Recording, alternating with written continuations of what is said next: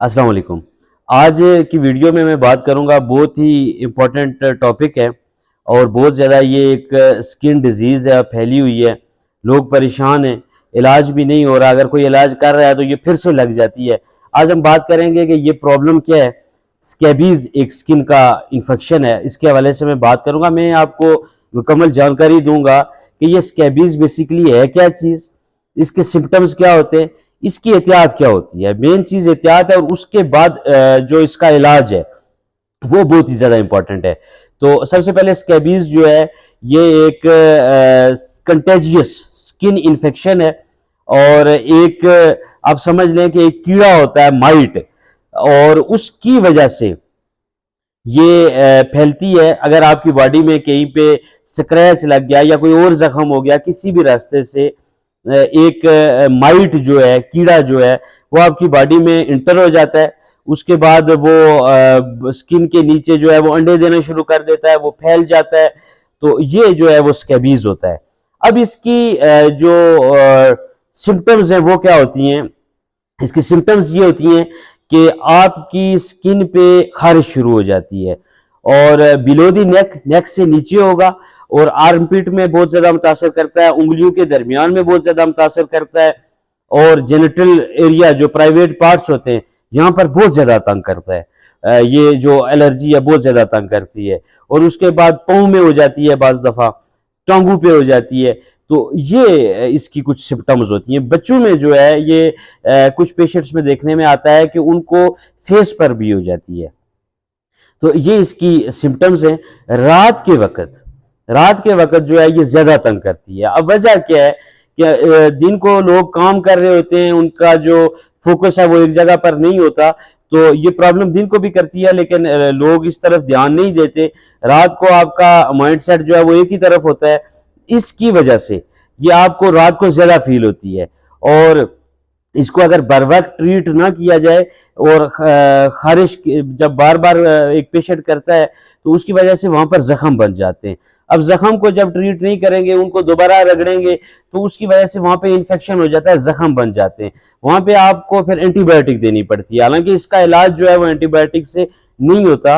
इलाज मैं आपको एंड पे बताऊंगा। ये फैलती क्यों है, ये मैंने स्टार्ट में आपको एक वर्ड कहा था कि this is a contagious skin disease. अब कंटेजियस का मतलब ये है कि फॉर एग्जांपल अगर ये स्कैबीज मुझे लग गई तो मेरे साथ रूम में जो लोग रहते हैं उनको लग जाएगी।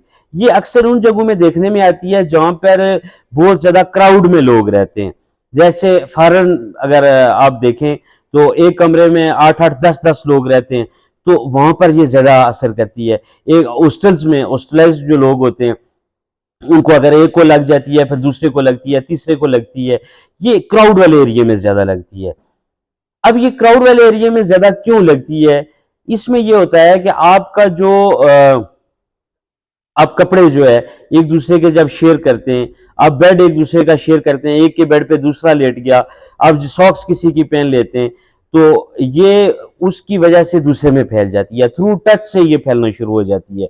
ये इसकी फैलने की कुछ वजूहत होती हैं। अब इसका जो ट्रीटमेंट है ये आपने बड़े गौर से सुनना है, ये मैं आपको बता रहा हूँ। ट्रीटमेंट में हम जहां पर गलती करते हैं वो आपने देखना है। इसका कोई भी डॉक्टर जो है वो आपको एक बंदे को कभी भी ट्रीटमेंट नहीं देता। वो सबसे पहले आपकी हिस्ट्री लेता है। हिस्ट्री में आपसे पूछेगा कि आप जहां पर रहते हैं वहां पर और किस किस को है।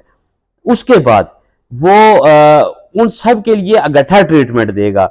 नहीं तो अगर मुझे प्रॉब्लम है, मेरे कोलीग्स हैं 3-4 मेरे रूम में रहते हैं, तो उनको प्रॉब्लम हो जाती है।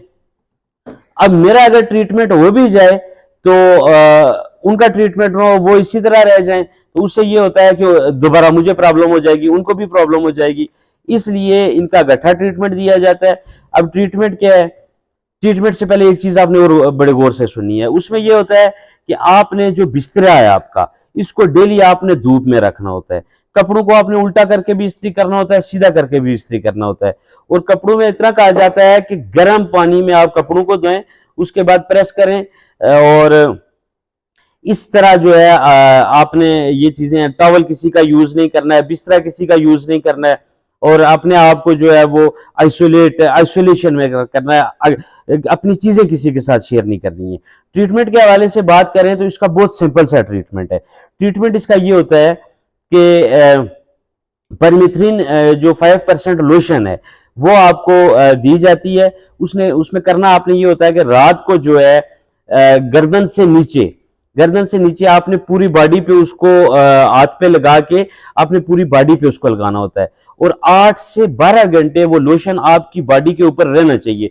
सुबह उठ के गर्म पानी से आपने जो है वो गुस्ल कर लेना है। हफ्ते में 2 दफा आपने ये करना होता है। और अगर कोई फिर भी ठीक नहीं हो रहा तो इसमें आपने ये करना होता है कि एवरमेक्टिन जो टेबलेट होती हैं 6 mg में आती हैं,